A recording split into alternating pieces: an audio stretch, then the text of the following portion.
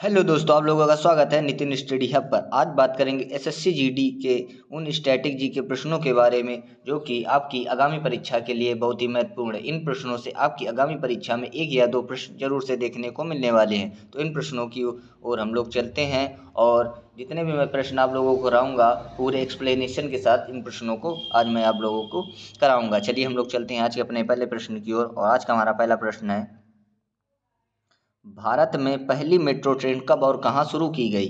Option A 24 अक्टूबर 1984 को कोलकाता में, option B है 15 अगस्त 1947 को दिल्ली में, और ऑप्शन सी है 26 जनवरी 1950 को दिल्ली में, और ऑप्शन डी है 2 अक्टूबर 1945 को बेंगलोर में। तो इसका राइट आंसर होगा ऑप्शन ए 24 अक्टूबर 1984 को कोलकाता में पहली मेट्रो ट्रेन शुरू की गई थी। तो इसका राइट आंसर होगा ऑप्शन ए 24 अक्टूबर 1984 को कोलकाता में। तो भारत में पहली मेट्रो ट्रेन 24 अक्टूबर 1984 को कोलकाता में शुरू हुई थी और 1972 में सर्वप्रथम भारत में मेट्रो रेल चलाने की योजना बनाई गई थी और 1975 ईस्वी से इस योजना पर कार्य करना प्रारंभ कर दिया गया था। दमदम ने टॉलीगंज तक मेट्रो रेलवे की लंबाई लगभग 16.45 किलोमीटर है और कोलकाता मेट्रो को भारत का 17वां जोन घोषित किया गया है।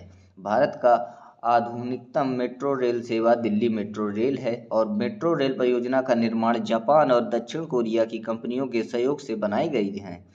दिल्ली मेट्रो रेल सेवा 25 दिसंबर 2002 को प्रारंभ हुआ, जबकि 3 हजारी से साधरा के बीच चलाई गई थी। ई श्रीधरन के नेतृत्व में दिल्ली मेट्रो रेल का निर्माण किया गया और ई श्रीधरन को मेट्रो मैन भी कहा जाता है। भारत में प्रथम मोनो रेल मुंबई में 8 जून 2014 को चलाया गया था और विश्व में प्रथम मेट्रो रेल सेवा भूमिगत रेल सेवा 1863 में पेडिंगटन से वेरिंगटन स्ट्रीट तक चलाई गई थी। तो ये थे इस प्रश्न के बारे में कुछ जानकारी। चलिए हम लोग चलते हैं आज के अपने नेक्स्ट प्रश्न की ओर। और आज का हमारा नेक्स्ट प्रश्न है, सिंधु घाटी सभ्यता में किस स्थल को सबसे पहले खोजा गया था? तो इसका राइट आंसर होगा ऑप्शन बी हड़प्पा। हड़प्पा को सबसे पहले खोजा गया था। तो राइट आंसर होगा ऑप्शन बी। तो सिंधु घाटी सभ्यता के हड़प्पा स्थल को सबसे पहले खोजा गया था और सिंधु घाटी सभ्यता भारत की पहली शहरी सभ्यता है और हड़प्पा की खोज जो हुई वो 1921 में दयाराम साहनी ने किया था और उस समय भारत के पुरातत्व विभाग के डीजी सर जॉन मार्शल थे तथा मोहनजोदड़ो की खोज 1922 ईस्वी में आर.डी. बनर्जी ने किया था।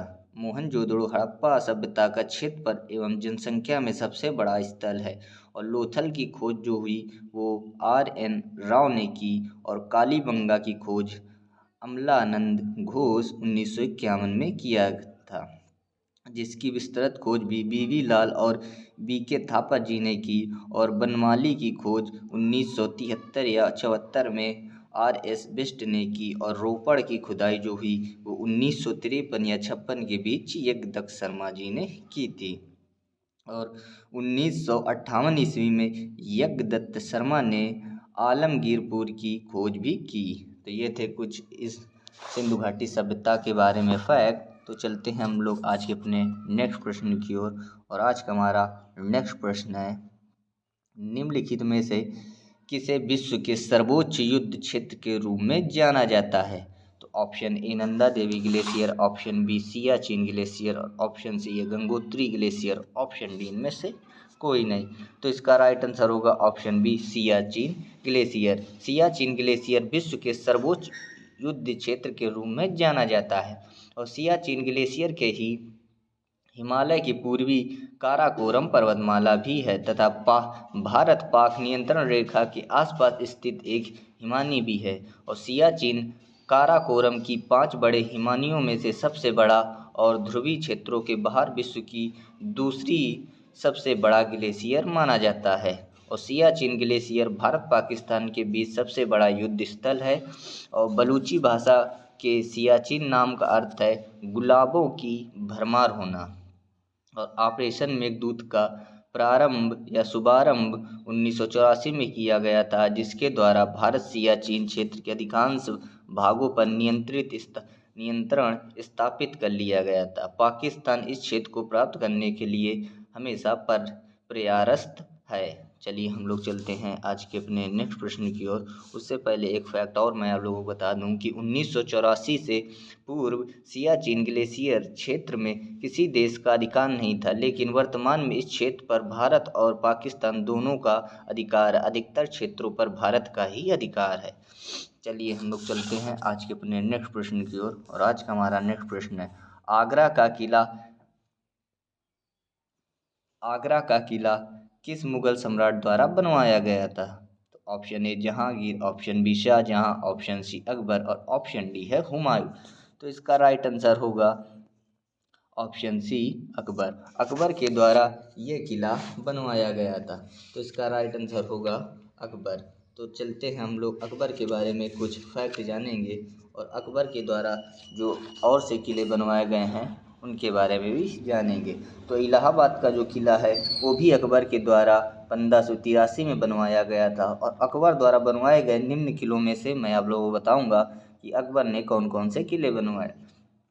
तो अकबर ने आगरा का किला बनवाया, बुलंद दरवाज़ा बनवाया, जहांगीर महल, जोधा भाई महल, पंच महल, मरियम की कीठी और जामा मस्जिद आदि सभी अकबर के शासन के समय बनाए गए थे। तो इसका राइट आंसर होगा ऑप्शन सी अकबर। चलिए हम लोग चलते हैं आज के अपने नेक्स्ट प्रश्न की ओर। आज का हमारा नेक्स्ट प्रश्न है, स्वतंत्र भारत की पहली निर्वाचित संसद कब से अस्तित्व में आई?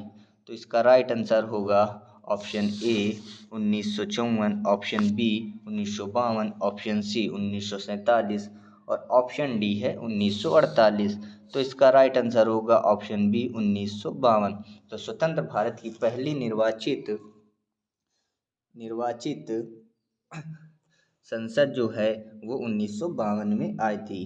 तो प्रथम जो आम चुनाव हुए थे वो कुल 489 निर्वाचन क्षेत्रों में चुनाव आयोजित किए गए थे। और भारत की जो प्रथम लोकसभा है वो 17 अप्रैल 1952 से 4 अप्रैल 1957 तक अपना कार्यकाल पूरा करती है। और स्वतंत्र भारत के जो प्रथम निर्वाचन आयुक्त थे वो सुकुमार सेन जी थे। और भारतीय चुनाव आयोग की जो स्थापना हुई वो 25 जनवरी 1950 को की गई थी। और प्रथम आम चुनाव 68 चरणों में संपन्न हुआ था। तो ये था हमारा कुछ फैक्ट इस प्रश्न के बारे में। चलते हम लोग आज के अपने नेक्स्ट प्रश्न की ओर। और आज का हमारा नेक्स्ट प्रश्न है, एकमात्र पक्षी का नाम बताइए जो पीछे की ओर उड़ सकता है या बढ़ सकता है। Option A penguin, option B humming bird, option C गौरैया और ऑप्शन डी है इनमें से कोई नहीं। तो इसका राइट आंसर होगा option B humming bird. Humming bird एक मात्र पक्षी है जो आगे पीछे दाएं बाएं सभी ओर मुड़ सकता है आसानी से या उड़ भी सकता है आसानी से। तो इसका राइट आंसर होगा ऑप्शन बी हमिंग बर्ड। चलिए हम लोग चलते हैं आज के अपने नेक्स्ट प्रश्न की ओर। और आज का हमारा नेक्स्ट प्रश्न है, कुना किस देश की मुद्रा है? Option A Croatia, option B संयुक्त राज्य अमीरात, ऑप्शन बी संयुक्त राज्य अमीरात, ऑप्शन सी केन्या और ऑप्शन डी है सूडान। तो इसका राइट आंसर होगा option A Croatia. Kuna Croatia देश की मुद्रा है। तो राइट आंसर होगा कुना या क्रोशिया। चलते हैं हम लोग आज के अपने नेक्स्ट प्रश्न की ओर। और आज का हमारा नेक्स्ट प्रश्न है,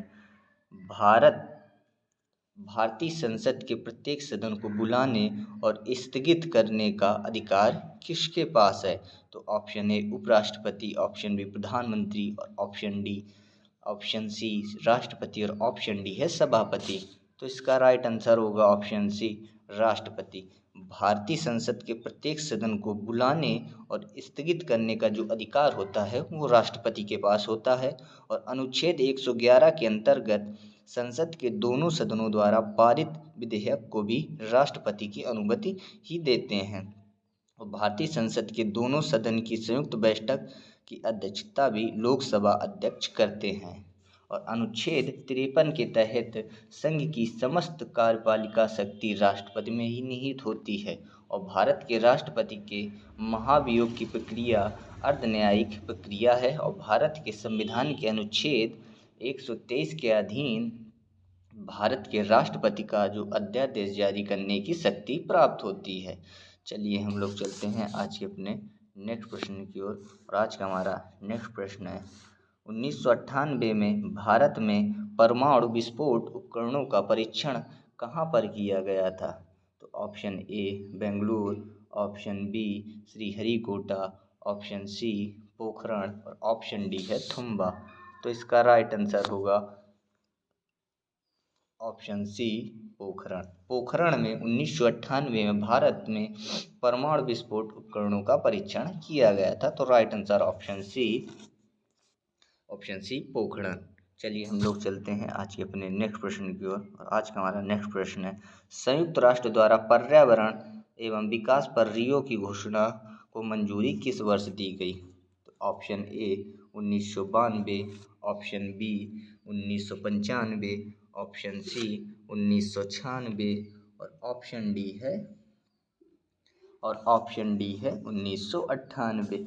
तो इसका राइट आंसर होगा ऑप्शन ए 1992। 1992 में संयुक्त राष्ट्र द्वारा पर्यावरण एवं विकास पर रियो की घोषणा को मंजूरी दी गई थी।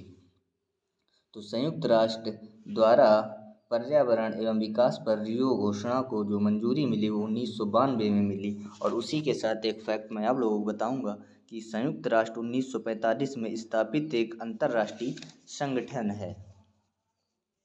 और चलते हैं हम लोग आपके नेक्स्ट प्रश्न की ओर। और आज का हमारा नेक्स्ट प्रश्न है संयुक्त राष्ट्र विश्वविद्यालय कहाँ स्थित किया गया? तो option A Beijing, option B Tokyo, option C Stockholm और ऑप्शन डी है लंदन। तो इसका राइट आंसर होगा ऑप्शन बी टोक्यो। टोक्यो जो कि जापान में स्थित एक शहर है। तो संयुक्त राष्ट्र विश्वविद्यालय कहाँ स्थित है? वो टोक्यो जापान में स्थित है। तो right answer option B Tokyo. चलिए हम लोग चलते हैं आज के अपने नेक्स्ट प्रश्न की ओर। और आज का हमारा नेक्स्ट प्रश्न है जनसंख्या वृद्धि के सिद्धांत को किसने विकसित किया? Option A Plato, option B Malthus, option C Darwin और ऑप्शन डी है रदरफोर्ड। तो इसका राइट आंसर होगा ऑप्शन बी माल्थस। माल्थस के द्वारा ये सिद्धांत विकसित किया गया जिसको जनसंख्या वृद्धि का सिद्धांत कहते हैं। तो राइट आंसर होगा ऑप्शन बी माल्थस। चलिए हम लोग चलते हैं आज के अपने नेक्स्ट प्रश्न की ओर। और आज का हमारा नेक्स्ट प्रश्न है विश्व की पहली रोबोट कौन थी जिसे किसी देश की पूर्ण नागरिकता हासिल हुई थी? Option A Rose, option B Sophia, option C Alan और ऑप्शन डी है लिली। तो इसका राइट आंसर होगा ऑप्शन बी सोफिया। और विश्व की जो पहली रोबोट है जिसका नाम सोफिया था ये सऊदी अरब की है जिसे किसी देश की पूर्ण नागरिकता हासिल हुई थी। तो right answer option B Sophia. और किस देश से बिलोंग है? तो इनका बिलोंग है सोफिया एक रोबोट जिसका नाम है ये सऊदी अरब की नागरिकता हासिल की थी। तो चलिए हम लोग चलते हैं आज के अपने नेक्स्ट प्रश्न की ओर।